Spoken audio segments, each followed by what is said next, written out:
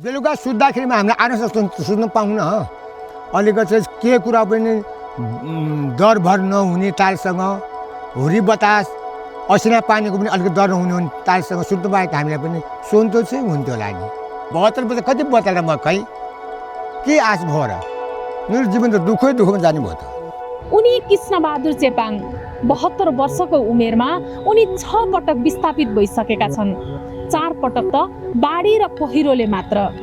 अहिले पनि उनको बास खोला किनारमै छ चितवनको माडी 7 र 9 का प्याउली बाँदरझुला र पर्वी खोला किनारमा बाढी र पहिरोबाट विस्थापित परिवारहरू बस्छन्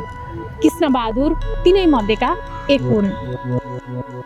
धादिङमा पहिला नम्बर मेरो 1 मा 22 गतेको रातिको बाढी त्यहाँबाट विस्थापित भएर हामी सुगुमासी भएर कहीँ ठाउँ नपाएर हामी ठाउँ खोज्दै यतासम्म आइपुग्यौँ हामी आफू बसेको ठाउँमा विपद आएपछि पटक पटक बसाइ सरिरहने यो चेपाङ बस्तीका बासिन्दा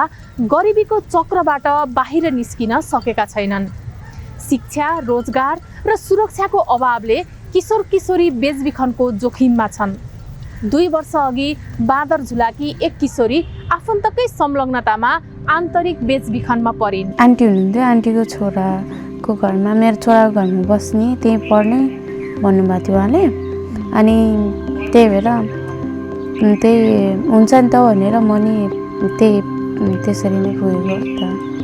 राम्रै ठाउँमा बस्नु पाएको भए त राम्रै हुन्थ्यो होला राम्रै पढ्न पाउँथ्यो होला राम्रै लाउन खान पाउँथ्यो होला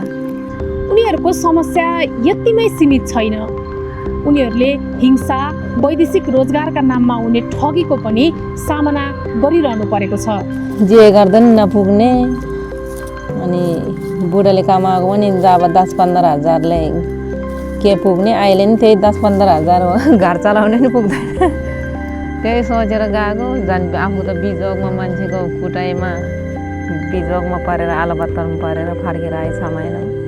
धन्न मारेन बुढो पुगिदिएर यो गाउँका किशोरीहरू मनोरञ्जन क्षेत्रमा काम गर्ने पनि छन् जसमध्ये एक किशोरीले 2 वर्ष अघि आत्महत्या गरिन् छोरीलाई अब हामीले लाउन दिन सकिएन उसले भनेको जस्तो त्यो कारणले गर्दाखेरि नै अब उसलाई चाहिँ यो मनोबलमा चाहिँ अब आल्काले खाएको जस्तो लागेको जस्तो लाउन नपाएको कारणलेबाट नै उसले आत्महत्या गरेकी जस्तो मलाई चाहिँ शङ्का लाग्छ प्रकोपबाट विस्थापित सीमान्तकृत समुदायमा यति धेरै सामाजिक समस्या कसरी बढ्यो त अधिकांश जो चाहिँ नि गरिबहरू छ तिनीहरू खोला किनारमै बसेका हुन्छ कि धनी मान्छेको घर त एकदमै कममा हुन्छ नि खोला छेउमा बस्ने को भनेको यही गरिब पिछडेकाहरू नै त हुन् नि अनि चाहिँ तपाईँले डाइरेक्टली यसको रिलेसन नहेर्नु होला तर इन्डाइरेक्टली हेर्नुहुन्छ भने घर कसको नजिक छ खोलामा भनेर हेर्नुभयो भने मार्जिनलाइज कम्युनिटीकै हुन्छ अनि तिनीहरूको लागि बाढी आउँदाखेरिको सम्बन्ध समस्या भनेको उनीहरू नै त हो नि प्रकोपबाट विस्थापित भएर फेरि प्रकोपकै जोखिममा रहेका स्थानीय चेपाङहरू फेरि विस्थापित हुने डरमा छन् दिनभरि काम गर्नु छ राति आएर चाहिँ पानी गरेर आउने भने कहाँबाट आउने लाने हो कि त्यतातिर ढाल्ने हो कि जस्तो अवस्थामा छ अहिले 72 वर्ष पुग्दाखेरिमा अङ्गलबाट खर्सीबाट आएको खोला बढ्छ यो बढेपछि खोलाले खेत पिच्छे नि खोलामा बढेर आउँछ यसको पनि अहिलेसम्म निश्चित यहाँ रहला भन्ने कुरा चाहिँ आश मैले देखिनँ माडीका विभिन्न स्थानमा विस्थापितहरूको बसाई प्रकोपको जोखिमसँगै गरिबहरू झन गरिबीको दलदलमा फस्नमा जलवायु परिवर्तन पनि कारण बनेको छ बाहिर देख्दा गरिबीको कारणले आए भन्ने देखिन्छ तर त्यो गरिबीसँग जोडिएको फेरि जलवायु परिवर्तन पहाडमा उत्पादन हुन कम भयो खडेरी पर्न थाल्यो उत्पादन भएन त्यसपछि पानी आउँदा पनि बाढी